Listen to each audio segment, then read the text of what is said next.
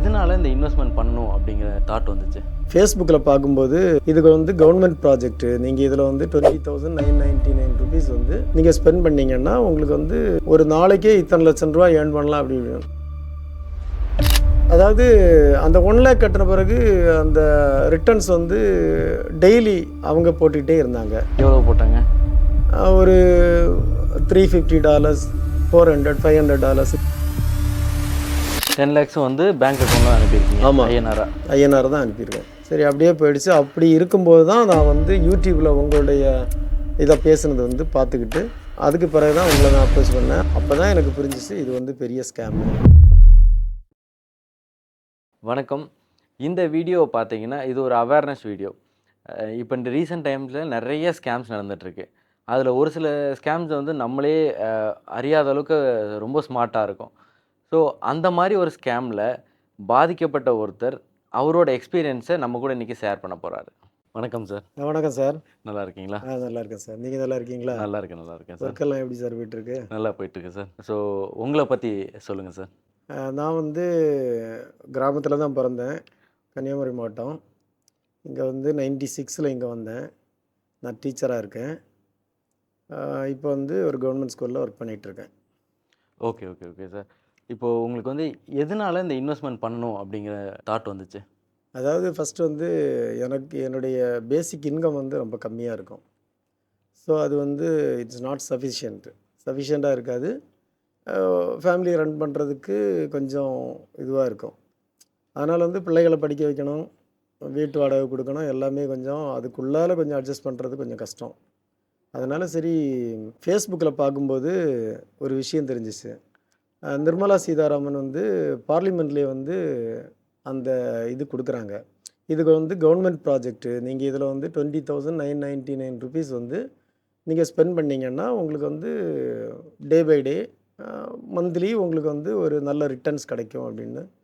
So அதனால தான் நான் வந்து சரி கவர்மெண்ட் ப்ராஜெக்ட் தானே அப்படின்னு சொல்லிட்டு அவங்க சொன்ன மாதிரியே தான் எல்லாமே நடந்துச்சு. அந்த ஃபேஸ்புக்கில் வர மாதிரியே எல்லாமே நடந்துச்சு. அதாவது நீங்கள் ஃபோன் பண்ணிக்கிட்டு மிஸ்டு கால் தான், ஒரு 2 நிமிஷம் வெயிட் பண்ணுங்கள், அவங்களே கால் பண்ணுவாங்க, எல்லாமே அதுபடி தான் நடந்துச்சு. ஸோ அதனால் நான் நம்பினேன். அதை நம்பி ஃபஸ்ட்டு வந்து கட்டிட்டேன். கட்டின பிறகு ஃபஸ்ட்டு எவ்வளோ சார் கட்டினீங்க? 20,999, தட் இஸ் 21,000 கட்டியாச்சு. கட்டுற பிறகு சரி ஓகே, அது அப்படியே போயிட்டுருக்கு. ஆனால் ஈவினிங்கே யூகேலேருந்து ஒரு கால் வந்துச்சு.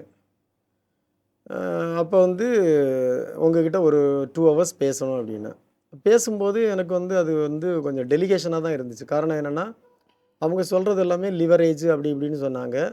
ஒரு நாளைக்கே இத்தனை லட்சம் ரூபா ஏர்ன் பண்ணலாம் அப்படி இப்படின்னு. பட் என்னுடைய நோக்கம் வந்து அப்படி ஏர்ன் பண்ணுறது இல்லை. அதனால் நான் வேணாம் அப்படின்னு ட்ராப் பண்ணிட்டேன். அப்புறமா ட்ராப் பண்ணிவிட்டு எனக்கு அந்த இன்வெஸ்ட்மெண்ட் எடுத்தவங்களுக்கு திரும்ப ஃபோன் பண்ணேன். இந்த மாதிரி டிஸ்டர்ப் பண்ணுறாங்க, நீங்கள் வந்து இந்த மாதிரி தானே சொன்னீங்க, இந்தியாவில் தானே இன்வெஸ்ட்மெண்ட்னு சொன்னீங்க அப்படின்னு சொல்லிட்டு. அவங்க அப்போ சொன்னாங்க, இல்லை சார், அவங்களுக்கு நான் வந்து சொல்ல முடியாது, அவங்க என்னுடைய பாஸு அப்படின்னு. அப்படியே போயிட்டு இருந்துச்சு. எனக்கும் அவருக்கும் வந்து கொஞ்சம் கான்ட்ரடிக்ஷன் போயிட்டு இருந்துச்சு, சண்டையாக போயிட்டு இருந்துச்சு. அதுக்கு பிறகு திரும்ப வந்து நீங்கள் இந்த மாதிரி இன்வெஸ்ட் பண்ணுங்கள், உங்கள் பையன் படிப்பெல்லாம் நான் பார்த்துக்கிறேன் அப்படி இப்படின்னு சொன்னார். பட் எனக்கு அந்த அதிகமாக சம்பாதிக்கணுங்கிறதுல எனக்கு வந்து துளியளவு கூட விருப்பம் கிடையாது.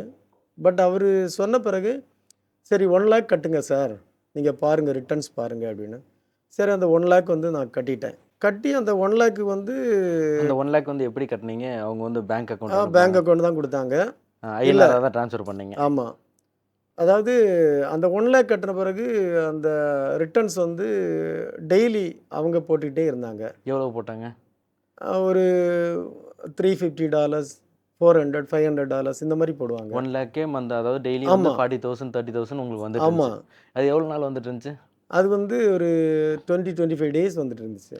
அப்போ அதுலேயே நீங்கள் வந்து அரௌண்டு ஏர்ன் பண்ணியிருக்கீங்களா? 1 லேக் அபோவ் ஏர்ன் பண்ணியிருக்கீங்க? ஆமாம். ஓகே. அதுக்கு பிறகு நீங்கள் வந்து அப்போ தான் இந்த கோல்டு ரேட் வந்து ஹை பீக்கில் போயிட்டு இருந்துச்சு. அப்போ என்கிட்ட சொன்னார், கோல்டில் இன்வெஸ்ட் பண்ணலாம். அந்த டைம் பார்த்து ஆயில், அந்த வார், உக்ரைன் ரஷ்யா வார்னால அந்த ஆயில் கொஞ்சம் இதாக என்ஹான்ஸ் ஆகிடுச்சு. அது பீக் ஆன உடனே அவர் சொன்னார், இல்லை நீங்கள் 10 லேக்ஸ் கட்டுங்க, உங்களுக்கு நல்ல ரிட்டர்ன்ஸ் கிடைக்கும், நான் லிவரேஜில் வந்து போட்டுருவேன் அப்படின்னு. நமக்கு அதை பற்றி தெரியாது. பட் ஷேர் மார்க்கெட் பற்றி எனக்கு கொஞ்சம் ஐடியா உண்டு. நானும் ஒரு காமர்ஸ் எக்கனாமிக்ஸ் டீச்சருங்கிறனால உண்டு, ஐடியா உண்டு. பட் இவர் சொன்னார். அப்போ எனக்கு வந்து சரி உண்மையாக தான் இருக்கும். ஏன்னா அந்த சிச்சுவேஷன் வந்து கரெக்டாக இருந்துச்சு. இந்த கோல்டு ரேட் இன்க்ரீஸ் ஆனது, ஆயில் வந்து பிக்கப் ஆனது எல்லாமே இதாகிடுச்சு. அப்போ நான் வந்து நகை அடமானம் வச்சு அந்த 10 lakhs வந்து கட்டிட்டேன். அந்த 10 lakhs கட்டினது 10 லேக்ஸும் வந்து பேங்க் அக்கௌண்ட்ல தான் அனுப்பியிருக்கீங்க ஆமாம், ஐஎன்ஆரா? ஐஎன்ஆர் தான் அனுப்பியிருக்கேன். ஓகே. அனுப்பினேன். அதில் ரிட்டர்ன்ஸ் வந்து கன்னாபின்னான்னு போயிடுச்சு. ம். ஒரு நாளைக்கே 20 லட்சம், 30 லட்சம், 40 லட்சம் ம், ம், ம். ரிட்டர்ன்ஸ் வர மாதிரி. எனக்கே ஒரு அந்த ரிட்டர்ன்ஸ் நீங்க எடுத்துட்டீங்களா? இல்ல வந்து அந்த இல்லை அந்த எடுக்க இதுலயே இருக்கு? முடியாது சார். அதாவது அது அங்கே தான் ட்விஸ்ட்டே அங்கே தான் இருக்குது. ம். ஸோ அப்படி போயிட்டு இருந்துச்சு. போயிட்டு இருந்து திடீர்னு ஒரு நாளைக்கு வந்து சார் உங்களுக்கு வந்து 2 crores உங்கள் அக்கௌண்ட்டில் இருக்குது, ம். நீங்கள் வந்து கிளைம் பண்ணிக்கணும். ம். அப்போ வந்து ரிட்டர்ன்ஸ் ஃபைல் பண்ணுங்க அப்படின்னு சொல்லிட்டு ஃபைல் பண்ண சொன்னாங்க. அப்போ நான் சாதாரணமாக தான் நினச்சேன். சரி ரிட்டர்ன்ஸ்னா காசெல்லாம் கேட்க மாட்டாங்க அப்படின்னு. பட் இது வரைக்கும் நான் கட்டினது வந்து கம்மி அமௌண்ட்டு தான். அதை கிளைம் பண்ணுறதுக்கு அவங்க வாங்கின அமௌண்ட்டு தான் அவ்வளோ ஹை அமௌண்ட்டாக இருந்துச்சு. ம், ம், ம். எவ்வளோ அதுக்கப்புறம் அது வாங்குனாங்க? அதுக்கப்புறம் வந்து 16,50,000 ரூபா வாங்கினாங்க. ₹10 இல்லாம ஆமாம், லீகலுக்காக மட்டும் ₹16,50,000. ஆமாம். அது என்னன்னா ஓகே. பர்க்லஸ் பேங்க் அப்படின்னு சொல்லிட்டு யூகே ம். யூகே பேங்க்கில் பர்க்லஸ் பேங்க்கு அதனுடைய அந்த ரிட்டர்ன்ஸ் வந்து ஃபைல் பண்ணுறதுக்கு எனக்கு அனுப்பி கொடுத்தாங்க. ம். அதை பிரிண்ட் அவுட் எடுத்து ஃபோட்டோ ஒட்டி அப்புறம் வந்து பேங்க் அக்கௌண்ட் எல்லாம் எழுதி உங்களுக்கு இதில் பேங்க் அக்கௌண்ட்டில் வந்து டெபாசிட் பண்ணுவாங்க அப்படின்னு சொல்லிட்டு. அதாவது இந்தியாவில் இருக்க இங்க பேங்க் அக்கௌண்ட்க்கு அனுப்புனா அங்க வந்துரும் அப்படின்னு சொல்லி சொல்றாங்களா? ஆமாம், அப்படிதான் வாங்கியிருக்காங்க ஆமாம், 16 லட்சம் ரூபாய். ஆமாம். 16 ஓகே. லட்சம் ரூபா, 16,50,000 ரூபா வாங்கினாங்க. ம். 10,20,000 வாங்கினாங்க. அது வந்து ரிட்டர்ன்ஸ் ஃபைல் பண்ணுறதுக்கு அப்படின்னு. ப்ராசஸிங் ஃபீஸ் அப்படின்னு 6,05,000 ருபீஸ் வாங்கினாங்க. ஓகே. டோட்டலாக 16,25,000 ருபீஸ் அதுக்கே வாங்கினாங்க. அப்போ எனக்கு அதுக்கு பிறகு தான் வந்து ஒரு கால் வந்து அவங்களே செட் பண்ணாங்களா என்னன்னு தெரியல. ஒரு கால் வருது. அது வந்து வேறு ஏதோ ஒரு கண்ட்ரி சொன்னாங்க. நியூசிலாந்தா ஏதோ ஒரு கண்ட்ரி சொன்னாங்க. அங்கேருந்து ஒரு கால் வருது. சார் உங்கள் அமௌண்ட் ரெடி ஆகிடுச்சு, நீங்கள் இன்சூரன்ஸு பில்லு நீங்கள் வந்து இது பண்ணுங்கள், போஸ்ட் பண்ணுங்கள் அப்படின்னு. இன்சூரன்ஸா அப்படின்னு சொல்லிட்டு நான் உடனே இந்த ஹேமந்த் குமார் தான் இதுக்கெல்லாம் ரூட் காசு, அவருக்கு ஃபோன் பண்ணேன். அவர் ஃபோன் பண்ணால் இருங்க சார் நான் வெரிஃபை பண்ணிட்டு சொல்கிறேன் அப்படின்னு சொல்லிட்டு அவர் ஒரு கதை சொன்னார். 23 lakhs ருபீஸ் வந்து நீங்கள் கட்டினா தான் இது கிடைக்கும் அப்படின்னு சொல்லிட்டு. சரி ஏற்கனவே நம்ம கடன் வாங்கி நகை அடமானம் வச்சு தான் எல்லாமே கொடுத்துருக்கோம். ஆமா, இதுக்கு ஆமா. மேலே என்னால் முடியாது அப்படின்னு ம். நான் சத்தம் போட ஆரம்பிச்சிட்டேன். அப்போ தான் எனக்கு புரிஞ்சிச்சு இது வந்து பெரிய ஸ்கேமு ம், ம், ம். அப்படின்னு சொல்லிட்டு நான் அதுக்கு பிறகு இது பண்ணலை. அதுக்கு ஓகே. பிறகு எதுவுமே நான் பண்ணலை. ம். அதுக்கு பிறகு அவர் வந்து கொஞ்சம் கான்வர்சேஷன்லாம் போயிடுச்சு. ஹெல்ப் பண்ணுறேன் சார் நான் வாங்கி தரேன் அப்படி இப்படின்னு சொன்னாங்க. ஹேமந்த் குமார் என்ன பண்ணார் அப்படின்னா, நீங்கள் வந்து கிரிப்டோவாக எடுத்துக்கோங்க, இந்த ம். இன்சூரன்ஸ் கட்டலைன்னா கிரிப்டோவாக எடுத்துக்கோங்க அப்படின்னு. அப்போ தான் யூடியூப்பில் உங்களுடைய இந்த வீடியோ பார்க்குறேன். இது இது பார்க்கும்போதே நான் ஒரு மாதத்துக்கு பிறகு தான் பார்த்தேன். கிரிப்டோவாக மாற்றிக்கோங்க அப்படின்னு சொன்ன உடனே சரி இது இது ஞாபகம் வந்துச்சு. அதுக்கு பிறகு தான் உங்களை நான் அப்ரோச் பண்ணேன். அப்போ தான் எனக்கு ஃபுல் டீட்டெயில்ஸ் தெரிஞ்சிச்சு. இது வந்து ஃபுல் ஸ்கேமு. இப்போ நான் சொன்னதும் நீங்கள் சொன்னதும் கோயின்சைட் ஆகிடுச்சு. கோயின்சைட் ஆகி அப்படியே ஒத்து போனதுனால நான் வந்து ஃபுல் ஸ்கேம் அப்படின்னு சொல்லிட்டு டிசைட் பண்ணிட்டேன். அதுக்கு பிறகு தான் நான் சைபர் கிரைமில் வந்து கம்ப்ளைண்ட் கொடுத்தேன். ம். சைபர் கிரைமில் கம்ப்ளைண்ட் கொடுத்துட்டு வெளியே வரும்போது ஆரதி அப்படின்னு சொல்லிட்டு கேரளா பொண்ணு அப்படின்னு சொன்னான். ம். நான் உங்களுக்கு ஹெல்ப் பண்ணுறேன் சார், மலையாளத்திலே பேசிக்கிட்டோம். ம். நான் உங்களுக்கு ஹெல்ப் பண்ணுறேன், வாங்கி தரேன் அப்படின்னு சொல்லிட்டு. அதுக்கு பிறகு அவள் ஒரு ஒரு ஒரு 1 வீக்கு பிறகு என்கிட்ட சொன்னான், நீங்கள் 4,05,000 ருபீஸ் கட்டுங்க, நான் வாங்கி தரேன் அப்படின்னு ம், சொல்லிட்டு. ம், ம். பட் என்கிட்ட ஒரு பைசா கூட கிடையாது. ஏற்கனவே 20 lakhs ருபீஸ் வந்து கடனில் இருக்குது. ஸோ 5 பைசா கூட என்னால் இது பண்ண முடியாதுங்கிறதுனால நான் வந்து ஃபர்தராக அந்த கம்ப்ளைண்ட்டை வந்து ஆக்டிவாக பண்ணி இப்போ வந்து கம்ப்ளைண்ட் போயிட்டுருக்கு. Okay, okay, okay. அந்த ஹேமந்த் குமார்னு கனெக்டர் வந்துச்சுல்ல, ஆ அவங்க வந்து இப் இந்தியன் நம்பர் தான் யூஸ் பண்ணாங்களா? இல்லை யூகே நம்பர். யூகே நம்பர் தான். அவரும் யூகே யூகே நம்பர் நம்பர் தான். யூகே நம்பர் தான். ஒன்லி வந்து கால் கிடையாது, WhatsApp call. Okay, okay, only okay. WhatsApp call. ஆனா இப்ப அவங்களோட டீட்டெயில்ஸ் இப்ப நீங்க பணம் அனுப்புனீங்க. ம் அந்த அக்கவுண்டோட டீட்டெயில்ஸ் கூட எதுவுமே நீங்க வாங்கல. கேஒய்சி குடுங்க, இல்ல வந்து நீங்க யாரு யூகேல இருக்க நீங்க யாரு உங்களோட கேஒய்சி குடுங்க இல்லை அந்த நமக்கு மாரி அந்த வந்து அளவு தெரியல. ஓகே, ஓகே, இது ஓகே. இது ஐடியா இல்லை. ம். அதாவது அதனுடைய அதாவது சொல்ல வர்றது என்ன அப்படின்னா, இதை பற்றி தெரியாத போது நம்ம வந்து ஒரு விஷயத்துக்குள்ளால போகக்கூடாதுங்கிறது பட்டு அனுபவிச்சுக்கிட்டேன். ஸோ நீங்கள் சைபரில் வந்து கம்ப்ளைண்ட் பண்ணியிருக்கீங்க சார். ஸோ ஆமாம். இப்போ கம்ப்ளைண்ட் பண்ணுறதுக்கு அது என்ன ப்ரொசீஜர்லாம் இருக்குது? அவங்க என்னென்ன டாக்குமெண்ட்ஸ் எல்லாம் கேட்டாங்க? எப்படி ரெஸ்பான்ஸ் பண்ணுறாங்க? ஓகே. சைபர் கிரைமில் வந்து கம்ப்ளைண்ட் பண்ணும்போது அவங்க ரெஸ்பான்ஸ் நல்லா தான் இருந்துச்சு. ஃபஸ்ட்டு வந்து நான் வந்து ஆன்லைனில் தான் சைபர் கிரைமில் வந்து கம்ப்ளைண்ட் பண்ணேன். அன்னைக்கே வந்து நீங்கள் வந்து எக்ஸல் ஷீட்டில் வந்து போட்டு கொடுங்க அப்படின்னாங்க. நான் போட்டு கொடுத்தேன். அதுக்கு பிறகு அந்த எக்ஸல் ஷீட்டை மாற்றி அங்கே எக்மோர் சைபர் கிரைம் ஆஃபீஸுக்கு வந்து டைரெக்டாக போனேன். டைரெக்டாக நான் வந்து ரிட்டன்லேயே கொடுத்தேன். ரிட்டன்லேயே கொடுக்கும்போது அங்கேயே வந்து 363 கேஸ் நம்பர் 363 அப்படின்னு எனக்கு கொடுத்தாங்க. அதுக்கு பிறகு அங்கேருந்து அவங்க வந்து ஒரு ஃபார்மேட் கொடுத்தாங்க.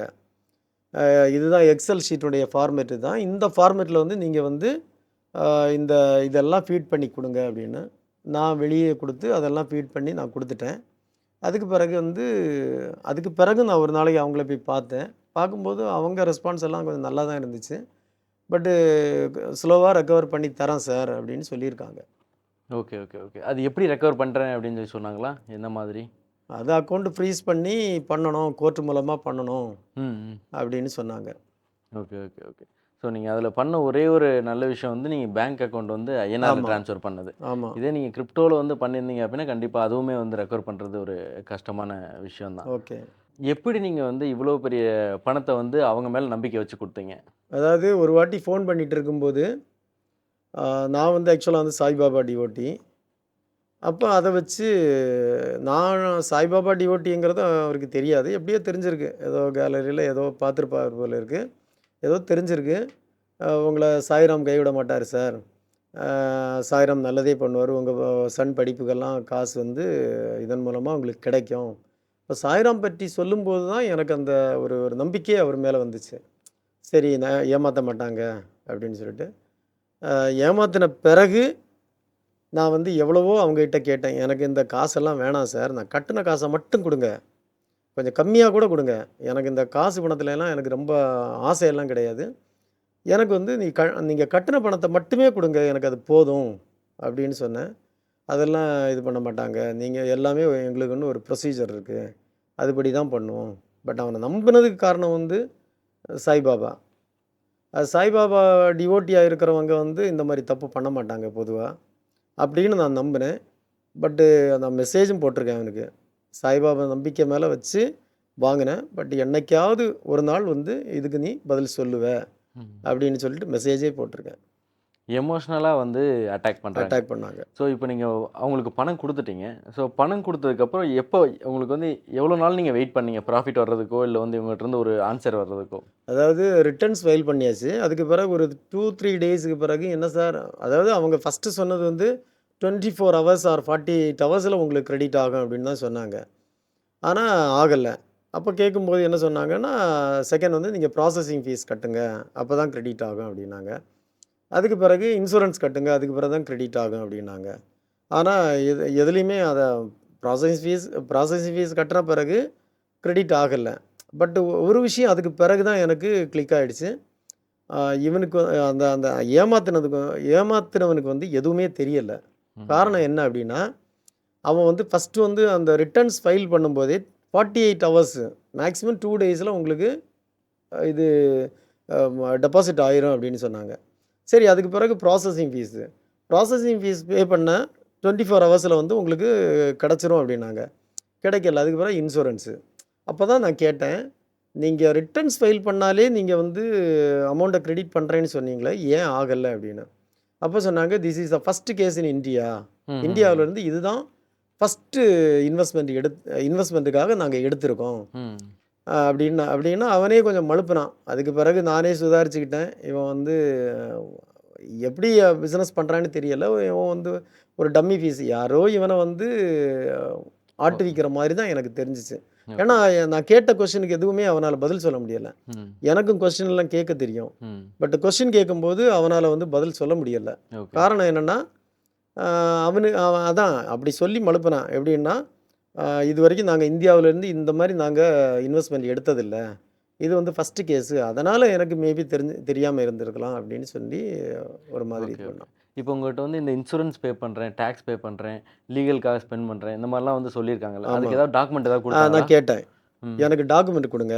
ம். ரிட்டர்ன்ஸ் ஃபைல் பண்ணீங்கல்ல, அதுக்கான டாக்குமெண்ட் குடுங்க. ப்ராசஸிங் ஃபீஸ் டாக்குமெண்ட் குடுங்க அப்படின்னு கேட்கும்போது, அதெல்லாம் டாக்குமெண்ட் குடுக்க முடியாது. அதெல்லாம் எங்க ஆஃபீஸ் மூலமா தான் நாங்க பே பண்றோம். எங்க பேர்ல தான் பே பண்றோம். டாக்குமெண்ட் எல்லாம் கிடையாது அப்படின்னாங்க. ம். இப்போ அதிலிருந்தே நான் சுதாரிச்சுக்கிட்டேன். ம். ஓகே. இவன் இவன் வந்து உண்மையிலே ஃப்ராடு ஏமாத்திட்டான் அப்படின்னு. ஸோ அவங்க ஐடென்டிட்டி எந்த இடத்துலயுமே ரிவீல் பண்ணல. பண்ணல. யாரு, என்ன, எந்த ஊரு ஃபைனலா நான் அப்படிங்கிறத. கேட்டேன். ஃபைனலா கேட்டேன். சரி அட்லீஸ்ட் உங்க ஆஃபீஸ் ஆஃபீஸ் லொகேஷன் குடுங்க. ம். ஆஃபீஸ் அட்ரஸ் குடுங்கன்னு கேட்டேன். ம். அதுவும் குடுக்கல. ஓகே. சரி, இது நடந்ததுக்கப்புறம் இப்போ உங்களுக்கு எப்படி இருந்துச்சு? உங்க ஃபேமிலி கிட்ட எல்லாரும் சொன்னீங்களா? இல்ல உங்க சர்க்கிள்ல தெரியுமா? எமோஷனலா எப்படி இருந்துச்சு? இல்ல நெறைய பேருக்கு தெரியாது. அது ஒரு ஒரு என்ன சொல்றது? அது ஒரு கேவலமான ஒரு விஷயம். ம். அதனால அப்படியே சொல்லல. நான் உங்கள பார்த்து என்ன பண்ணலாம்? ஏது பண்ணலாம்? ஆக்சுவலா வந்து உங்கள கான்டாக்ட் பண்ணதே இத கிரிப்டோவா மாத்துறதுக்கு தான் உங்க ஹெல்ப்புக்கு நான் கேட்டு வந்தேன். பட் அப்ப கிரிப்டோவா மாத்த முடியல. காரணம் என்னன்னா, அவங்க டோக்கன் தான் போட்டாங்களே தவிர, வேற எதுவுமே அதில போட முடியல. அட்லீஸ்ட் கொஞ்சமாவது குடுத்துருந்தாங்கன்னா, எனக்கு ஃபேமிலிக்கு கொஞ்சம் சப்போர்ட்டிவா இருக்கும். இன்னைக்கும் பேங்க்ல வந்து அவ்வளவு ஜுவல்லெல்லாம் அடமானத்தில தான் இருக்கு. ம். கம்ப்ளீட்டும். திரும்ப திரும்ப அவன் ஜுவல்ல அடமானம் வை, குடு, நான் வாங்கி தரேன் அப்படி தான் சொல்லிட்டு இருந்தான். பட் ஒரு அமௌண்ட் பே பண்ணும்போது, அடுத்த அமௌண்ட் கட்டுறதுக்கு அவன் ரெடி ஆகுறான். ம். அடுத்த அமௌண்ட் பே பண்ணும்போது, அடுத்த அமௌண்ட். ம். பட் நானாவது கொஞ்சம் ஏர்லியரா சுதாரிச்சுக்கிட்டேன். பட் ஒரு சில மக்கள் வந்து அந்த பணத் பணம் நமக்கு ரூ. 2,00,00,000 கிடைக்கும் அப்படிங்கிறதுக்காக, ஒரு சில மக்கள் வந்து அந்த ட்ராப்ல விழுந்து ஃபுல்லா அழிஞ்சு போறதுக்கே சான்ஸ் இருந்துச்சு. நானே ஒரு கட்டத்தில என்னடா வாழ்க்கை! முடிச்சுக்கலாம்ன்னு கூட இருந்தேன். ஆனா என் பொண்ணு, என் பையன், என் ஒய்ஃப் என்ன விட்டா அவங்களால வாழ முடியாது. ம். அதனால இப்ப நான் வாழ்ந்துட்டு இருக்கேன் அவ்வளோதான். அருமை. வாழ்க்கைய வந்து ஃபர்ஸ்ட்லேருந்து தொடங்கலாம் அப்படின்னு வாழ்ந்துட்டு இருக்கேன். இப்ப சைபர்ல நீங்க கம்ப்ளைண்ட் குடுத்துருக்கனால, மோஸ்ட்லி வந்து அவங்க எந்தெந்த அக்கவுண்ட்லாம் ட்ராவல் ஆயிருக்கோ, அந்த அக்கவுண்ட்லாம் மோஸ்ட்லி ஃப்ரீஸ் பண்ணி எடுத்துருவாங்க. ஸோ சான்சஸ் வந்து ஒரு 50-70% ஆஃப் ஃபண்ட் வந்து உங்களுக்கு ரெக்கவர் ஆக சான்சஸ் வந்து நெறைய இருக்கு. எனக்கு ஸோ 70% வந்துச்சுனாலே போதும். ம். ஏன்னா அது அது வந்து எனக்கு அந்த கடன எல்லாம் செட்டில் பண்ணிட்டு, ஒரு நிம்மதியான வாழ்க்கைக்கு அதுவே எனக்கு போதும்னு தான் நெனைக்கிறேன். நான் அத அவன் அவன் கால்ல விழாத குறையா கேட்டேன். நான் கட்டுறேன் இல்லடா 28 லேக் அத மட்டும் எனக்கு குடுத்துரு. எனக்கு வேற எதுவுமே வேணாம். அப்படி தான் சொன்னேன். பட்டு அதுக்கு எந்த ரெஸ்பான்ஸுமே இல்ல. ம். ஸோ நடுவுல வந்து உங்கட்ட வந்து வாலெட் வேற சென்ட் பண்ணி, ஆமா. நீங்க நான் எத்திரியம் சென்ட் பண்ணியிருக்கேன் ஆமா, அப்படின்ற ஆமா, மாரிலாம் ஆமா. கேட்டிருந்தாங்க. அப்பதான் வந்து நீங்க அப்ரோச் பண்ண ஆரம்பிச்சீங்க. அது ஆமா. என்ன கேட்டாங்க ஆக்சுவலி உங்ககிட்ட? அதாவது அக்கவுண்ட் குடுங்க. கிரிப்டோ அக்கவுண்ட் கிரிப்டோவா குடு. மாத்துறதுக்கு அக்கவுண்ட் குடுங்க. ம். எனக்கு கிரிப்டோ பத்தி எனக்கு அதிகமா தெரியாது. ஷேர் பத்தி எனக்கு தெரியும். ம். ஓரளவு தெரியும். ஸ்கூல்லலாம் கிளாஸ் எடுக்கிறதெல்லாம் தெரியும். பட் கிரிப்டோ பத்தி எனக்கு அந்த அளவு ஐடியா இல்ல. அப்பதான் உங்கள வந்து அப்ரோச் பண்ணி, உங்க மூலமா சரி ரெக்கவர் பண்ணிக்கலாம். ஏதாவது கொஞ்சம் கிடைச்சா ரெக்கவர் பண்ணிக்கலாம்ங்கிறதுக்காக தான் வந்தேன். பட் ஃபர்ஸ்ட் டே நீங்க வந்த உடனே சொல்லிட்டீங்க.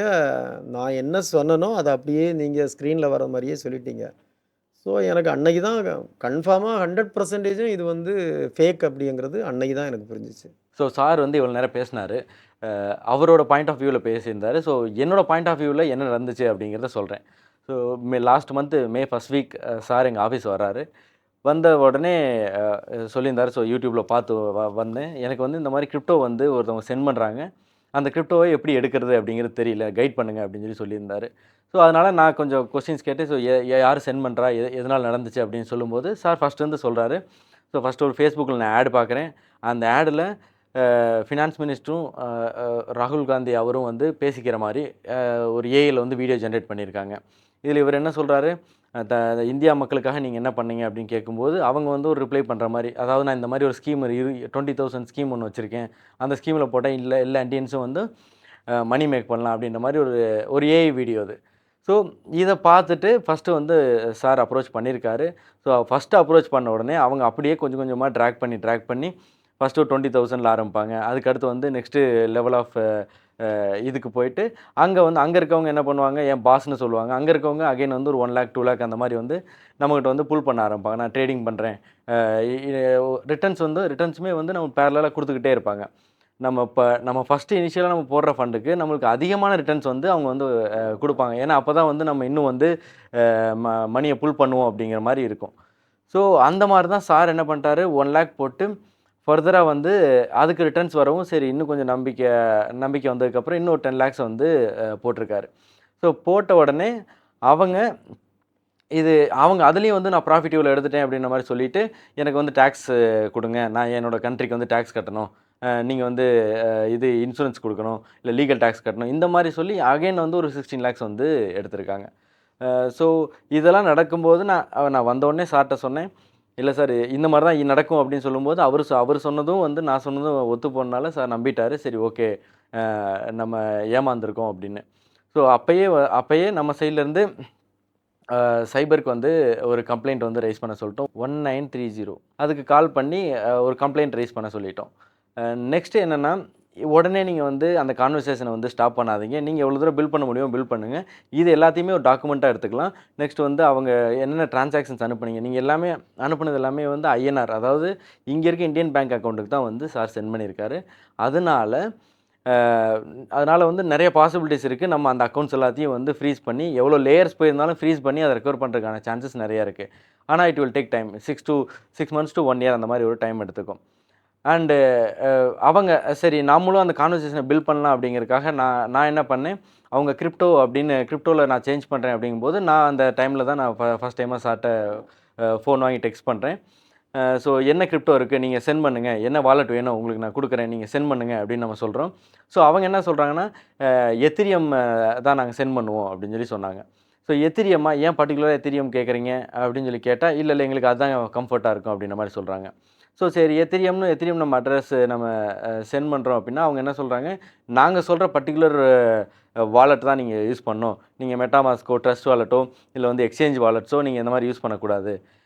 நீங்க நாங்க சொல்ற வாலெட்ட யூஸ் பண்ணுங்க அப்படின்னு சொன்னாங்க. இது எல்லாமே ஒரு கொஞ்சம் எல்லாமே மிஸ்மேட்ச் ஆகுற மாரி இருந்துச்சு. சரி ஓகே. நீங்க சொல்ற வாலெட்டே எடுக்கலாம்னு சொல்லிட்டு அந்த வாலெட்ட இன்ஸ்டால் பண்ணி நம்ம பார்க்குறோம். சடனா வந்து ஒரு ஸ்கிரீன்ஷாட் அனுப்புறாங்க. அந்த ஸ்கிரீன்ஷாட்ட பார்த்த உடனே 93.83 எத்திரியம் சென்ட் அப்படின்ற மாரி வந்து ஒரு மெசேஜ் வந்துருந்துச்சு. அத வந்து அவங்க சென்ட் பண்ணியிருந்தாங்க. சென்ட் பண்ணிட்டு அந்த டிரான்சாக்ஷன் ஹேஷையுமே வந்து அவங்க சென்ட் பண்ணியிருந்தாங்க. இத பார்த்தோனே என்ன எத்திரியம் சென்ட் பண்ணியிருக்காங்களா அப்படின்னு சொல்லி நானே வந்து ஒரு நிமிஷம் ஸ்டக் ஆயிட்டேன். ஸோ அகைன் வந்து சரி என்ன எக்ஸாக்ட்டா இருந்துச்சு 93.83 ETH அப்படின்ற மாரியே இருந்துச்சு. ஸோ நான் என்ன நெனச்சேன், ஒருவேளை சென்ட் பண்ணிட்டாங்களா அப்படின்னு சொல்லி அ அ அந்த ஹேஷ் எடுத்து நான் வந்து ETH ஸ்கேன்ல போட்டு நான் ரன் பண்றேன். ஸோ ரன் பண்ண உடனே அ அதில வந்து என்ன இந்த அட்ரஸ் டூ இந்த அட்ரஸ் ரிசீவ் ஆயிருக்கு. 93.83 ரிசீவ் ஆயிருக்கு அப்படின்னு இருந்துச்சு. பட் பக்கத்தில பார்த்தீங்கன்னா, அதில வந்து ERC20 டோக்கன் அப்படின்ற மாரி மென்ஷன் ஆயிருந்துச்சு. ஸோ எத்திரியம்க்கு கீழ பில் பண்ற டோக்கன்ஸ் தான் ERC20 டோக்கன் அப்படின்னு வந்து சொல்லுவாங்க. ஸோ அதே மாரி அதுக்கும் கீழ பார்த்தீங்கன்னா, எத்திரியமோட வேல்யூ வந்து 0 இருக்கு. ஸோ அப்புறம் வந்து அந்த டோக்கன அனலைஸ் பண்ணும்போது, அந்த எந்த இதுலேருந்து வந்துச்சோ, அதில போய் நம்ம அனலைஸ் பண்ணி பார்க்கும்போது தெரியுது, ஒரு ERC20ல ETHன்னே வந்து ஒரு நேம் போட்டு ஒரு டோக்கன் அவங்க கிரியேட் பண்ணியிருக்காங்க. இது எப்படி அப்படின்னு பார்த்தீங்கன்னா, நம்ம ரூ. 100 நோட்டுல நம்ம காந்தி படம் இல்லாம, இல்ல நேதாஜி படம் இருந்தா எப்படி? ஸோ அத நம்ம யாரும் அக்செப்ட் பண்ண மாட்டோம்ல. அந்த மாரி தான். எத்திரியம் வேற, எத்திரியம்க்கு கீழ பண்ற டோக்கன்ஸ் வேற. ஏன்னா எத்திரியம் வந்து காயின். ஸோ இந்த டிஃபரன்ஸ் தான். அதில நீங்க அதனால நீங்க அது வந்து ஒரு 1,00,000 குவான்டிட்டி நீங்க அனுப்புனாலும், அதுக்கு அதோட வேல்யூ வந்து 0 தான் இருக்கும். ஸோ இதெல்லாம் வந்து நம்ம கரெக்ட்டா கேட்கும்போது, இதெல்லாம் வந்து நீங்க அனுப்புனது ஃபேக்கு. இது வந்து ஒரு நார்மல் டோக்கன் அப்படின்ற மாரி நம்ம அனுப்பும்போது, அதுக்கப்புறம் வந்து அவங்க கான்வர்சேஷன் எல்லாத்தையுமே வந்து குறைக்க ஆரம்பிச்சுட்டாங்க. ஸோ குறைச்சிட்டு கடைசியில வந்து அது அந்த எல்லாமே நடந்தாலுமே, கடைசி வரைக்கும் வந்து அவங்க சைட்லேருந்து யாராவது ஒருத்தர் வந்து சார அப்ரோச் பண்ணி, கடைசியில லீகல் ஹெல்ப் கூட நாங்க பண்றோம். எங்களுக்கு ஒரு 5 லேக் குடுங்க. இல்ல வந்து இன்னொரு வேற ஏதாவது ஹெல்ப் வேணும்னா சொல்லுங்க. அதுக்கு ஒரு 3 லேக்ஸ் குடுங்க. இப்படின்ற மாரி தான் வந்து அவர் அப்ரோச் பண்ணிட்டே வந்து இருந்தாங்க. ஸோ அதுக்கப்புறம் அவங்களோட சேட் டாக்குமெண்ட்ஸ் எல்லாத்தையும் எடுத்துட்டோம். எடுத்துட்டு நெக்ஸ்ட் வந்து அவங்க டிரான்சாக்ஷன்ஸ் என்னென்ன பண்ணியிருக்காங்க, அந்த டீட்டெயில்ஸ் எல்லாமே வந்து எக்ஸல்ல ஃபில் பண்ணியாச்சு. அது எல்லாத்தையும் வச்சு ஒரு கம்ப்ளைண்ட் ரைஸ் பண்ணாங்க. ஸோ அந்த கம்ப்ளைண்ட் ரைஸ் பண்ணதுக்கப்புறம் தான் வந்து சார் கொஞ்சம் ரிலீஃப் ஆனாங்க. ஏன்னா வந்து அ சைபர் கிரைம்ல வந்து பேசியிருக்காங்க. அவங்கனால கொஞ்சம் ரெக்கவர் பண்ண முடியும் அப்படிங்கிற ஒரு ஆறுதல் சொல்லியிருக்காங்க. ஸோ இந்த வீடியோ ஏன் போடுறோம் அப்படின்னா, இப்போ சார் வந்து வெளிப்படையா நான் சொல்றேன். எனக்கு என்ன என்ன நடந்துச்சு அப்படிங்கிறத சொல்றாரு பப்ளிக்ல. பட் வந்து நமக்கே வந்து ஒரு வீக்லி வந்து ஒரு 3 டூ 5 கால்ஸ் வந்து நாங்க ரிசீவ் பண்றோம். எல்லாமே மோஸ்ட்லி ஒரே மாதிரி ஸ்கேம் தான். இந்த மாதிரி வந்து ட்ரேடிங் பண்ணி தர்றோம், இல்ல டபுளிங் பண்ணி தர்றோம், இல்ல இதில போட்டா வந்து உங்களுக்கு 1 டேல இப்படி ரிட்டர்ன்ஸ் வரும், இல்ல 2 டேஸ்ல வந்து 50% வரும். இந்த மாரி விஷயங்கள்லாம் சொல்லி தான் அவங்க வந்து உங்கள வந்து டேப் பண்றாங்க. ஸோ ஃபர்ஸ்ட் ஒன் நீங்க வந்து ஃபண்ட் அனுப்புறீங்க அப்படின்னாவே அவங்களோட கேஒய்சி வாங்கணும். அண்ட் நெக்ஸ்ட் நீங்க யார் கூட பேசுறீங்களோ, அவங்களோட ஐடென்டிட்டிய ஃபர்ஸ்ட் நீங்க வாங்கணும். ஏன்னா, இதெல்லாம் இருந்தா தான் ஃபர்தரா வந்து எந்த கேஸ்னாலும் மூவ் ஆகும். அதனால நெறைய பேருக்கு வந்து இது நடந்துட்டு தான் இருக்கு. ரொம்ப அவேரா இருங்க. இந்த மாரி ட்ராப்க்குள்ள போகாதீங்க. யாரு வந்து என்ன சொன்னாலும் நீங்க ப்ராப்பரா லீகல் வெப்சைட்ஸ் நெறைய இருக்கு. அந்த மாரி இதில நீங்க இன்வெஸ்ட் பண்ணுங்க.